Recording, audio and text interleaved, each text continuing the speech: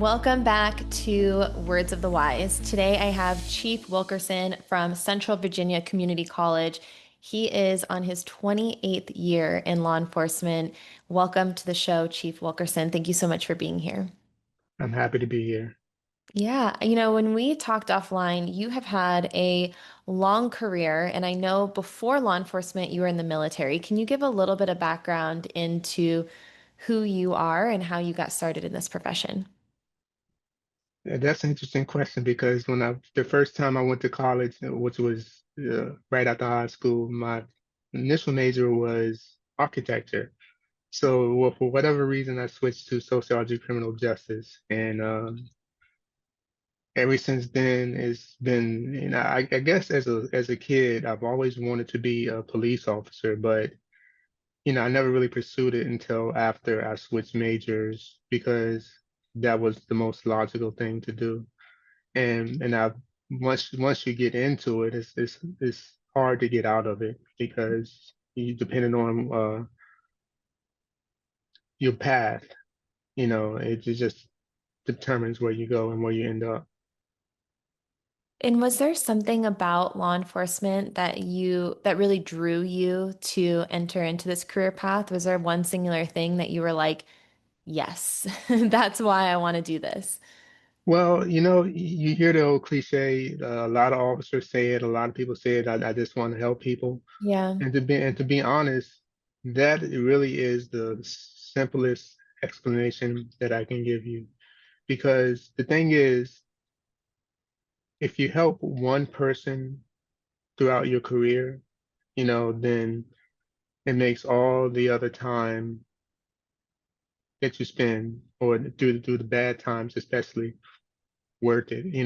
One of the things that makes it worth it for me, and it may seem small to other people, as a police officer,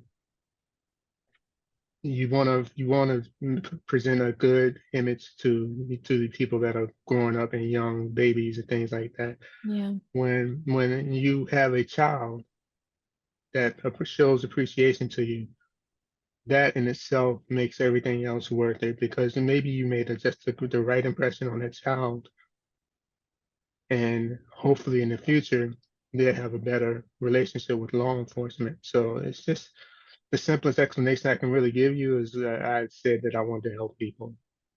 I know it sounds cliche, but that's really it. I don't think it sounds cliche. I think that I that's what I love most about meeting people in this career is that there is such a heart for helping and a heart for service. And I think that you're exactly right. I think that when you do work where you don't expect the validation or you're not going into it wanting people to tell you that you're doing a good job necessarily, you just want to do a good job. I think that that makes the difference. And to your point of the youth, I've said this before on this podcast, but I think it does matter, especially when you are growing up in an environment that is difficult, to have positive role models in your life that show you that you can be something great and that inspire you, I think is really important. And I had that in my life where, there I had a positive experience with law enforcement in my childhood, even though I grew up in really hard,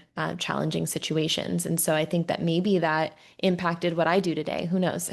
So I think that that's my favorite part about meeting individuals in this career is that you have such a heart for helping people.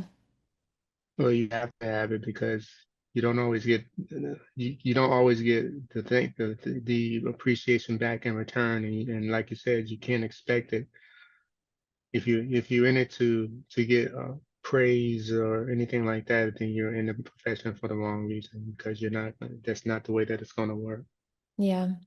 So I know when you and I talked offline, you were in the military and then law enforcement, and those are two worlds where toughness is expected. And there was a moment in your law enforcement career where you hurt your back and you were injured for a little bit. And I wanted to know what that moment taught you about vulnerability and being human and how that's impacted the way that you lead today. Well, when I hurt my back, I was working, I think, midnight shifts and evening shifts, and I was going back to school and working full time, and I think it was 10-hour shifts. And I was going back to school trying to get my second bachelor's and my master's. Um, and basically taught me that I had to put myself first. I mean, the career is gonna always be up there, but you have to put yourself first because the thing is, if I didn't go to the chiropractor during the time that my back was hurting, and when it was hurting, I was working 10-hour shifts, getting 3 to 4 hours of sleep a night. Mm. I was carrying a big book bag around with anatomy books and everything else, getting a little sleep. My body was just not functioning the way that it was supposed to. Um, I basically expect anybody that's in this profession to be working to better themselves. So it taught me to basically appreciate and understand and not hold it against the person if they're trying to better themselves. Because if you're not trying to better yourself, if you don't have a, if you don't have goals to attain or something in front of you that's driving you forward, then you become stagnant.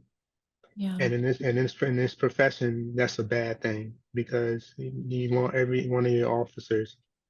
And it also leads into succession planning because you want to develop leaders within your department to take on leadership positions or to take on the chief position when you leave or whatever the case may be. But it taught me to be human. I think that you made such a great point that if you want to help others, which we already established is the reason why most individuals step into this profession is so that you can help other people, you have to then be able to take a step back and realize that in order to help people in the best way that you possibly can, you have to be helping yourself. There's no way that you can be the best version of yourself if you're not growing, if you're not improving, if you're not learning, if you're not physically able to do the job. And so I think that a lot of times that piece of it is forgotten that in order for you, and there's that saying of like the oxygen mask, right? Like you have to put the oxygen mask on you first before you can help others. But I think that that piece of it is forgotten sometimes that in order for you to help people in the best way possible, you have to be helping yourself. That is so correct because the thing is, if I didn't take care of my back then I may not have been here today. People may think it's simple or whatever the case may be, or you're supposed to power through it. But that's not the case because we as law enforcement officers are human too. We have the same problems, physical, mental, marital problems as anybody else, but the expectations on us are different. So Mm. you have to prioritize your health. You have to prioritize anything that can impede your career and fix it. And again, put yourself first because especially as a leader, if you don't put yourself first and make sure your mental well-being or physical well-being is not taken care of, then how are you gonna expect that from anybody else? Right.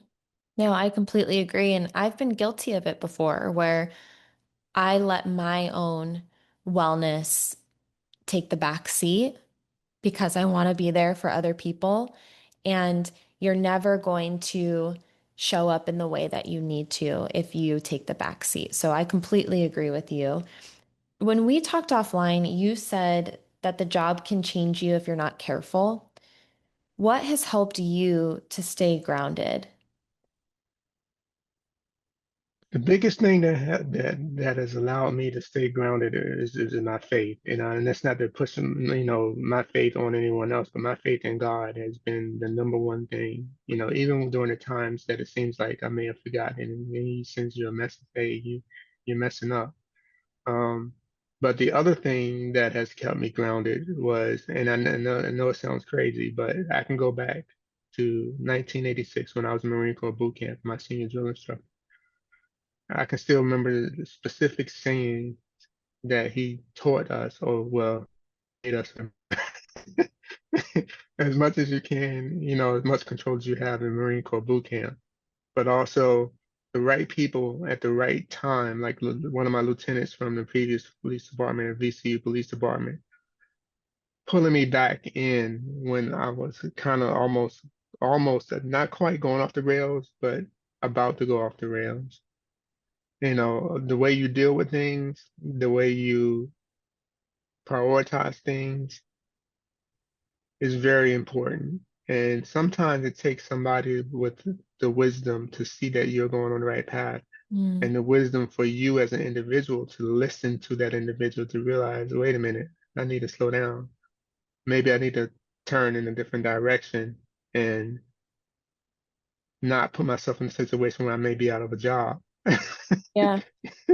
And it sounds crazy, but having the right people that help you in your life to pull you back or to slow you down, my faith in God and basically my foundation for education and always having a goal in front of me to attain has kept me grounded because the thing is if I do something crazy or say something crazy to jeopardize my opportunity to accomplish that goal, then I'm putting myself in a bad situation.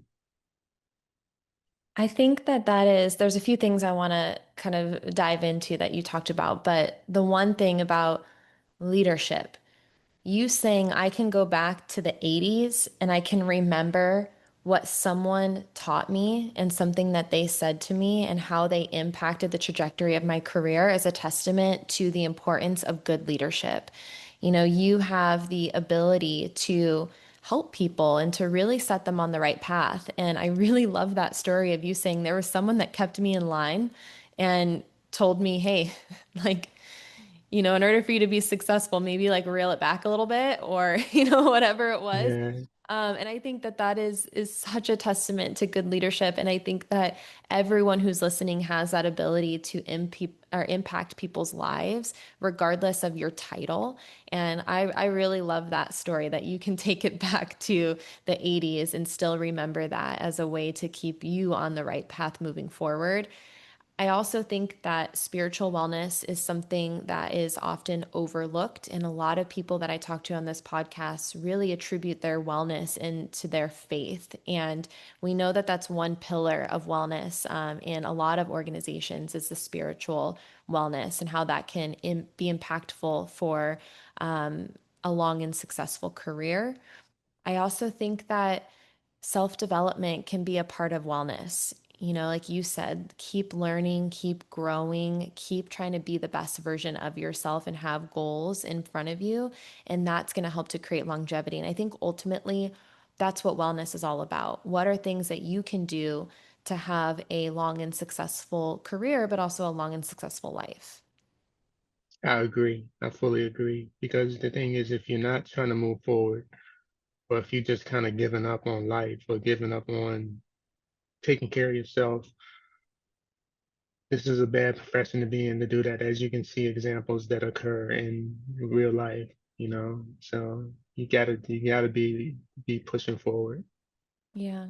Was there ever a moment? I know you said that this job can change you if you're not careful. Did you ever have any moments in your career where you felt like you started losing yourself to the job?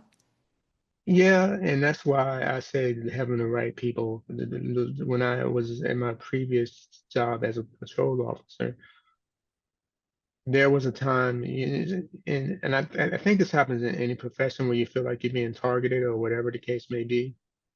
But how you deal with it will Mm. determine your outcome and how you are seen. And it was a rough time because I'm glad I took the steps that I did, but maybe I could have dealt with one or two things in a different way, you know. And Lieutenant Dilligard, and I'll tell you his name because he was the one who was that person that, hey, well, you need to look at this and deal with this a different way, and I was in my early 30s to going on 40s when I got into the police side of law enforcement at VCU. But it just goes to show you, no matter what your age is, if the situation is right, or if the stress is too much, or your perception of things is stressful, it's so easy to go off the rails. Yeah. And then you have to be willing to listen and take in the counsel of those that are above you, that has your best intentions in mind. Not necessarily those that don't have your best intentions in mind, but those that have your best intentions in mind. Be able to take it in, take a look at yourself, and make the changes necessary that will better your career. I really liked that you said your perception of things. And sometimes you do need outside perspectives. And a lot of times, our perception is going to be based on our past experiences and our preconditioning, right? So the things that we've gone through in our lives are going to shape our perception of the world, and everyone is going to have a different perception of things. And I really like that reminder that, maybe there are other ways to think about things. And again, I think it goes back to really good leadership to have people in your circle who are going to have those conversations with you and maybe show you that there's a different way to think about things that is maybe more productive or more positive. And I think we all have experience with that, where you see something a certain way, and then someone can come from the outside that does have your best intentions in mind and maybe shed some light, or a different way of viewing something, that is more positive. I know when you and I talked, we talked a lot about leadership, and we've talked a little bit about that today too. But in your eyes, what does leading by example really mean? It means you practicing what you preach. Mm, The one thing I've learned in my career, and that's military, law enforcement, retail, whatever. I worked in many different parts of my of my career. Is that you'll never be able to please everybody. mm. You'll never be able to please every officer because everybody has their perception of things. But leading by example and doing the things that you expect other officers to do. For instance, if you want your officers to patrol the campus, take some time out of the office to patrol the campus and be seen, be available to people, not just be a chief that sits in the office and people come to you, or when you go to meetings or things like that. You go out on the campus, talk to people, have a conversation with people. When I say a conversation, I'm not talking about a work conversation. I'm talking about personal conversation. Hey, how was your day? How's things going? Or what was you working on or something. And it doesn't have to necessarily be work related, but just about anything. Just like I talked to some people about going to the range and stuff like that. Same thing with students. Have conversation with students. Find out what their goals are. There are certain students that I know and that I've spoken to and dealt with. A couple of them I mentored, um, had conversations with, this is community college. So theoretically, you expect them to be here maybe 2, 3 years, maybe 4 years at most. And they move on to bigger and better things. But the time that you spent with them, and you may counsel them, or you may have said something, and one thing that may impact their potential career and being available. So leading by example means putting yourself out there, not just expecting other people to do things just because you told them to do it. Being willing to go on patrol, being willing to do the things that will put you, in a little bit, well, or require a little bit of sacrifice, I should say. And that's what I consider leading by example. So you have the opinion actions more than words, like Correct. show people that you care. Right. And with the expectation, knowing that that's not going to work for everybody, including people that work for you. But Mm. as long as you know that that's what you're doing, whether people are receptive to it or not, then you can go home and go to bed and sleep at that night and sleep well. Yeah. I really appreciate you saying that you're not going to make everybody happy. That is something I've had to come to terms with in my life that has been really hard. I grew up in an environment where I was put in a position to people please. I was always trying to be perfect for everyone around me because I was in such a turbulent environment. And I always thought that um, it was my responsibility to um, keep the peace. And, I grew up and it was really, really hard for me if people didn't like me. Like, I really took that personal and it really impacted my self-worth over time because I thought that it was a reflection of me.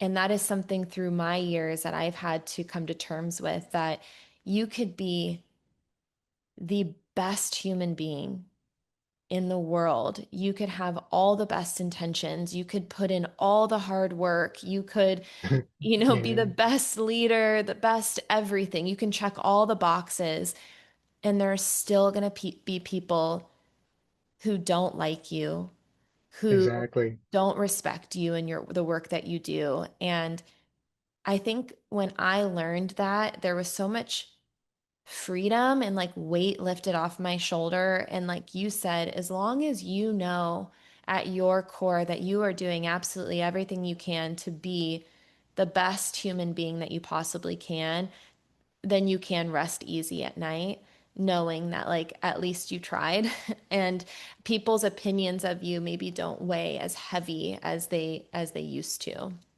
Yep. And also on top of that, you have to be willing to, within reason and with respectfulness, listen to what other people's criticism of what you or what their perception of you may be. And if it's something that needs to be changed, you need to be willing to change it because you could be doing something that you don't see or that you don't know about. And that's sometimes just very hard for people to do because they think they're perfect or they're right. Yeah.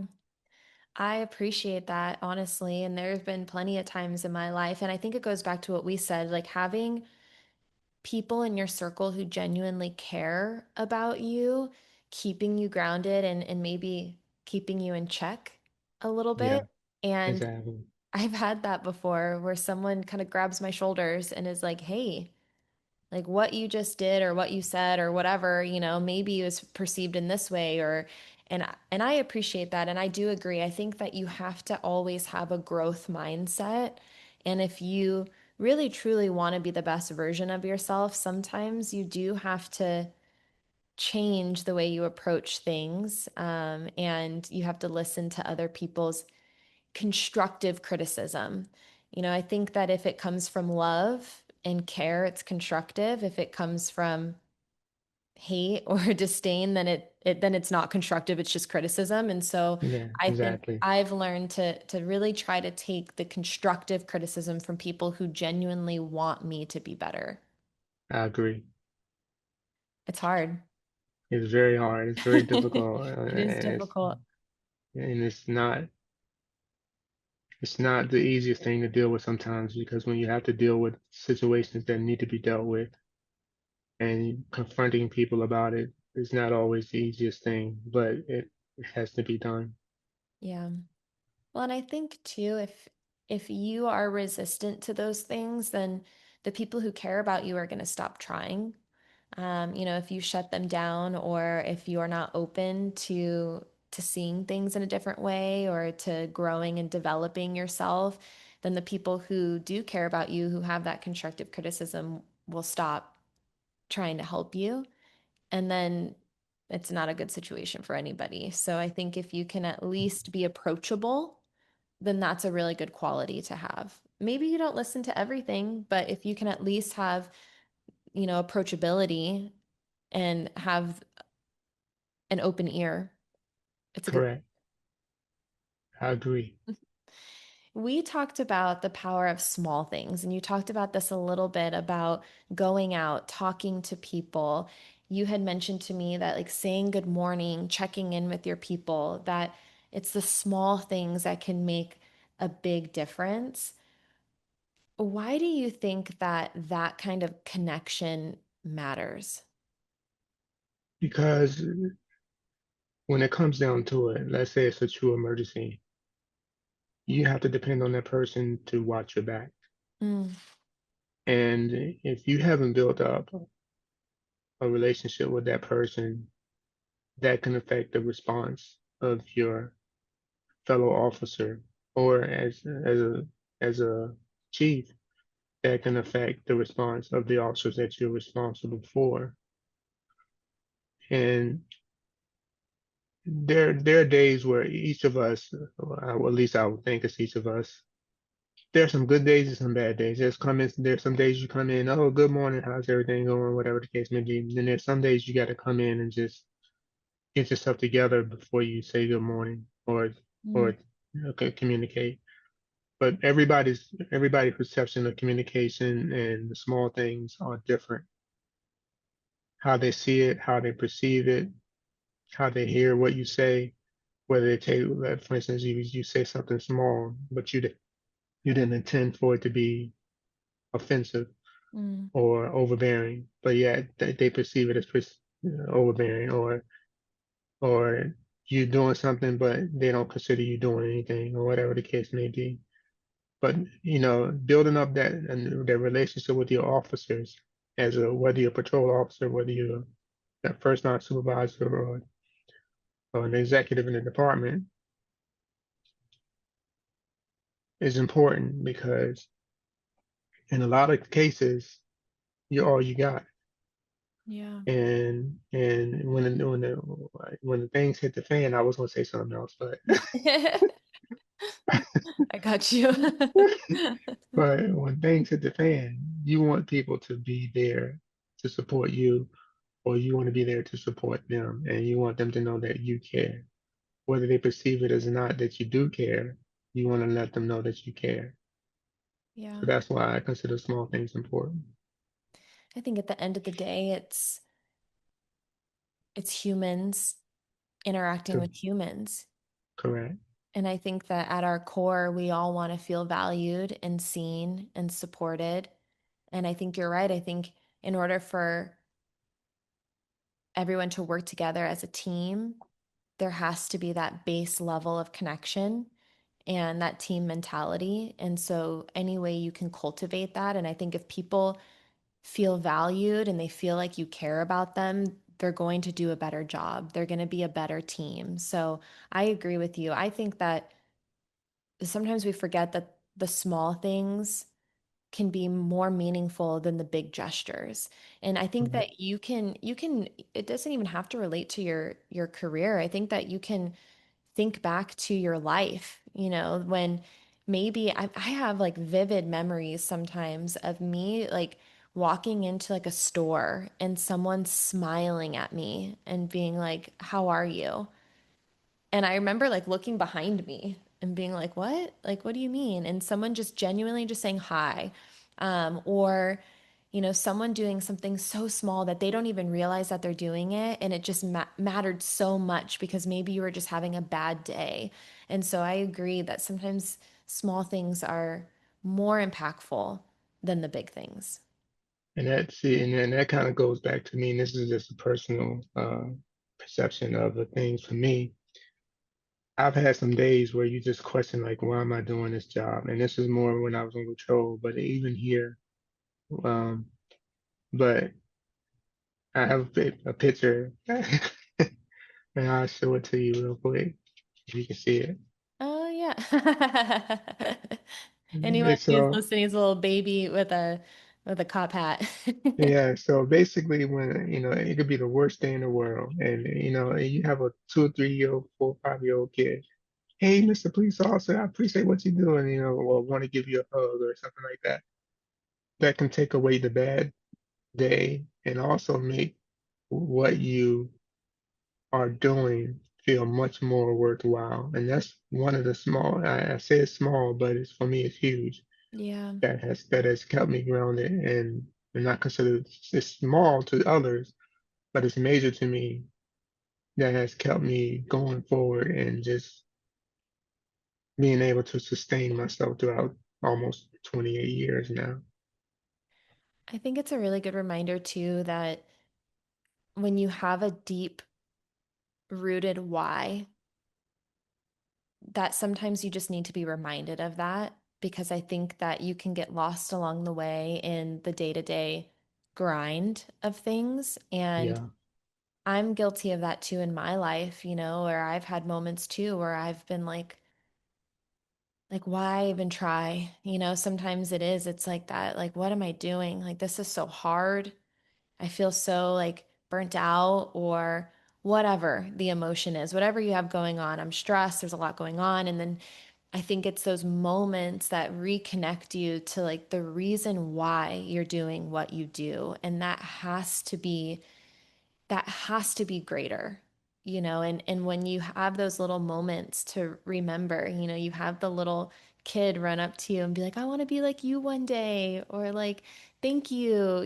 I think that those moments reconnect you with your why. And I definitely have moments like that in my life too, different context, but you know things, maybe people reaching out and saying that something I did helped them, and I think that that is that driving force that keeps you moving. correct. I want to talk a little bit about mental health. You believe that talking about things is really important. Has there ever been a conversation that you've had with someone else that maybe either changed your trajectory or that has helped someone on your team to maybe choose a healthier path or to change their trajectory? With my current team, one or two officers, yes. It depends on how the officer responds. I've had more conversations with students Okay. than on that level than I have with my officers, because the thing about my department is you got officers who's been in this profession probably 10 to 15 years, maybe some that's a little longer. It's hard to change an adult, especially an adult that's been in law enforcement for a period of time, because their perception of things or their perception of how you should do things or what you should say or whatever the case may be realistic, may be unrealistic. But that doesn't mean that you don't try Hmm. to have that conversation, depending on how that conversation goes, whether it's respectful. If it's on the level of being disrespectful, you kind of back off that conversation until you can have that conversation in a normal adult tone and basically they can understand where you're coming from and you can understand where they're coming from. I got one officer who has been completely respectful since I've been here, and we've had conversations, and I've learned things. I mean, I learned things from all my officers, even when as it relates to mental health, because we are a department that we don't have like the types of calls that when I was working VC, working the road, doing traffic stops, chasing robbers and um, phone snatchers or whatever the case may be. But we do have our calls, but they're not as stressful. But that's nonetheless still not the same because you don't know from day to day when you're going to have to be in a stressful situation. Yeah. And so I've attempted to have these conversations with officers based upon the fact that I perceive things that need to be dealt with, or just because I think somebody's in a bad place. and and I try to just let them know that I'm there if they accept the gesture of me trying to be human. You know what I mean? If that makes any sense. It does. I think, communication and having productive conversations is a skill set in its own, especially when you're dealing with different personalities or different situations. And so I appreciate that perspective of, I'm going to try my best, but maybe there's times where we have to like take a different approach, or maybe there's times where we have to address it at a different time when we can have a more level conversation, and having the awareness that the only way that things are going to be productive is if you're coming from a position of actually having a conversation and it's not like so heated, like you have to meet each other at a certain level. And so I think that does make sense. And I do agree that communication is always key, but it's also very hard. It is very hard. Mm. I have one final question for you. In the context of wellness, what words of wisdom would you give to younger people in this career? Maybe something that you wish you would have known earlier or something that's helped you along the way. What I would say to that is, as a young officer, if you get into law enforcement and you decide to stay, I would say prioritize your financial, physical, and mental health early, starting in your career, especially your financial. Because what happens to a lot of officers is they don't really focus on that. I didn't focus on that, which I found, especially the financial part. I mean, I realized it at some point in my career, and I made those changes. But these things can be key to determining how well your career goes. Especially your mental, whether that be because you have a family or whether that's because of your faith or whatever the case may be. But prioritize these things as soon as you get into the career field. Find out what you need to do to be able to save for retirement. Check into your retirement plan, see what type of retirement plan that you have so that in 20, 25 years down the road, if you're still in law enforcement, you're not figuring out, man, how am I going to survive on this retirement? Because you haven't saved any money, Yeah. or what you will make in retirement will is going to be less than what you can live on now that you're not actually working. So I would say to young officers, which I have said to young officers, prioritize these things early Mm. because this will determine your path in law enforcement and your success in law enforcement. Because if you don't, and you let one thing or another because of internal problems or because of financial problems or because of marital problems or whatever the case may be, and you haven't put yourself first and you haven't put yourself in a situation where you take care of yourself, it's going to be a bad time. So I would say prioritize these three things early and make sure that you don't let it slip at any point in time. Thank you. Thank you for your time. I really appreciate you coming on here and sharing your experience and your words of wisdom. That is all I have for you. But if there's anything we missed, anything else you want to add, I'll let you have the floor. But thank you again for being here. I really appreciate it. No, I mean, I just appreciate someone that actually cares about law enforcement because there's always a double standard or a triple standard out there. And I think many people forget that law enforcement officers, regardless as to what level you're on, are human too and have the same issues and problems as everyone else. Yeah. But if you have law enforcement mess up, then it's all, oh, well, they're law enforcement officers, they can't do that, this and that. But let it be compared to other professions, politicians, et cetera, you're viewed differently. But you got to think about it. You have the power to restrict people's freedom. You carry a weapon that can either take a person's life or save a person's life. That's a heavy responsibility. Mm. And that's why I say you need to prioritize these things early, especially if you work for a huge department where you're just like one of a number, like New York or places like that. You have to prioritize these things and basically make sure that you're taking care of yourself. Thank you. I appreciate your time so much. Thank you to everyone who is listening, and we'll see you again next time.